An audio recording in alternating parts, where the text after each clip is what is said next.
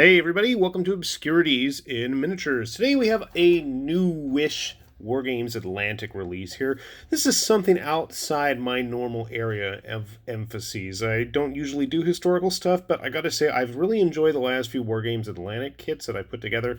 So today we're going to give the Afghan Warrior box a try.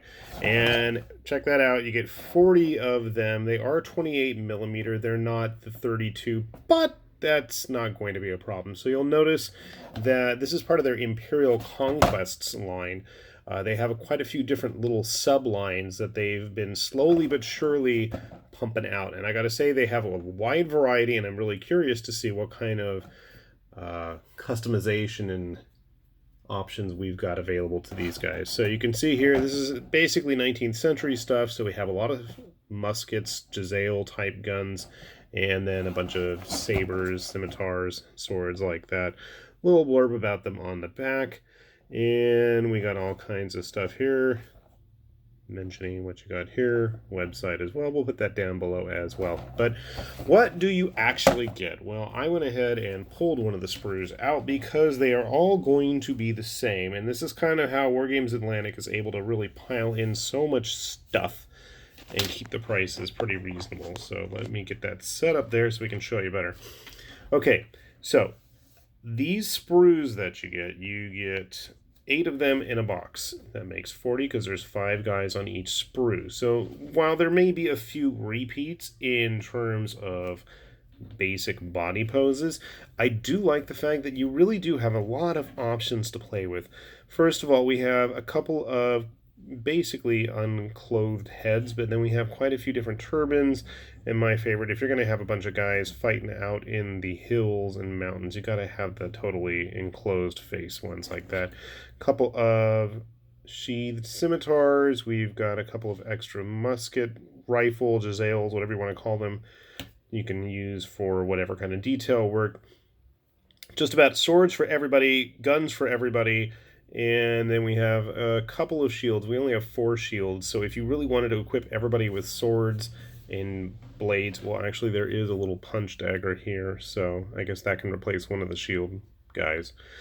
But, you know, that's kind of nice. You really can get away with a lot of options in that case because, you know, if you really wanted to have them more modern, you could have them all with guns.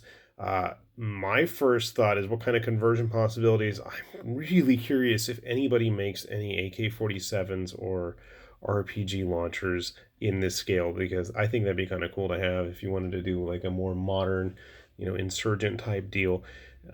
You know, the heads, a lot of this kit, I think you can really do a lot with. So I'm going to try putting a few together, and we will see my results in just a sec.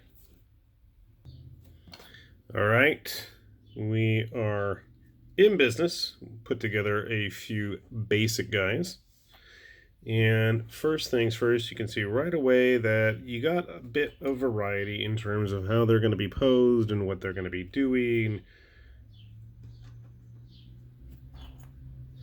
And they just make really nice resistance fighter types.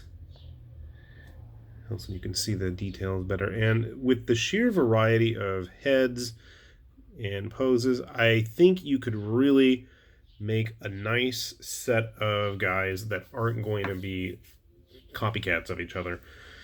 So we focus mostly on the fantasy type stuff, so I couldn't leave well enough alone, and I started playing around with stuff, and I thought, you know what, these guys have a lot of conversion potential. Let me show you just how big they are real quick here. So it'd probably help if we put one on a base. I think that's a parabellum base, but just to give you guys a good idea of a basic Afghani here. Well, look at that. They're pretty close in size to Frostgrave models and Oathmark humans. And even a Manta guy doesn't look too out of place with them. So, I don't know about you guys, but that got my brain going, what can I do with these guys? So I went ahead and started grabbing some and playing around. And came up with some weird concoctions, but I wanted to show you guys just how versatile these bodies are. So I thought, you know what? He's very lightly dressed, not wearing the best footwear, it would make a great Kaos Coulter. So this is made out of Frostgrave parts, and I believe that's actually a Cawdor gun. I couldn't find any Cawdor heads, because that was my next step. I would have totally gone with that, but it works. If you've got a box of Frostgrave Cultists, and with these bodies, I think you can kit bash a whole cult army at that point, if you were so inclined. You know what else worked? Old Empire, what are they? The Free Militia parts. So why not? I mean, if you wanted to do Ghost Archipelago, I think these would work really great with the crew. That's actually a Ghost Archipelago head from North Star.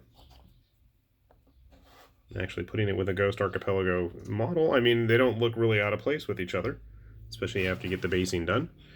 Let's see, then I started going weird, really weird. He's got a Wargames Factory Ashigaru head, and I think that's a blade off of an Arcanite Zinchian guy, and that looks like, oh shoot, who are the minor dudes from Necromunda? Orlocks. So, you know, with just a little bit of ingenuity and creativity, I think you can get some really interesting kit bashes going. And I mean, obviously a lot of you are far more talented at that than I am, and if I can come up with funky stuff like that, then I'm sure you could too. Here we have a random gladiator that I made. I think that's a Ghost Archipelago native head and another Arcanite shield, and that's probably off of the old Flagellant kit, isn't it? I'm pretty sure that is. So those parts work really well. I mean, you can see it's pretty seamless in how it all works, and it's just off the same kit. I'm thinking I'm going to probably try playing around and building some sci-fi, pure sci-fi, junky, you know, desert dweller types. But I'm thinking my next guess is I want to source some nice Russian 80s military hardware for these guys in plastic. I don't know if that's going to be possible, and I'm really curious to see how that would work. So I think a really versatile kit is what you're going to get with these. Plus, the fact that you get so many of them, you know, you can make them probably really generic Mediterranean, Arab, you know, traders, raiders, whatever you wanted to do. I mean, I was thinking of using them with some of the Deathfield, what are they, the Grognard guy, have them, you know, the Foreign Legion, Barbary pirate types. I don't know. I think there's just a lot you can do with this kit. A lot of versatility.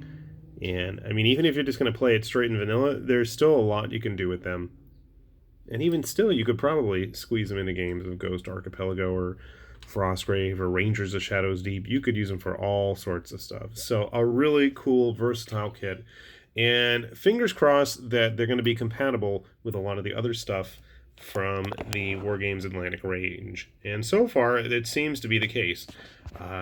The Deathfield sci-fi stuff, I think, is a little too bulky for them. I did try playing around with some of those Grognard arms, but the shoulder pads and the jackets just were a bit too thick for them. So, if you guys have any ideas on what else you can use them for, by all means, please let me know, and I can dig through my bits and see if I've got it, and hopefully we can come up with some really crazy kit bashes. With that said, this is High Lord Tamberlane with Obscurities and Miniatures, saying thanks for watching, and we'll see you back here soon. Bye-bye.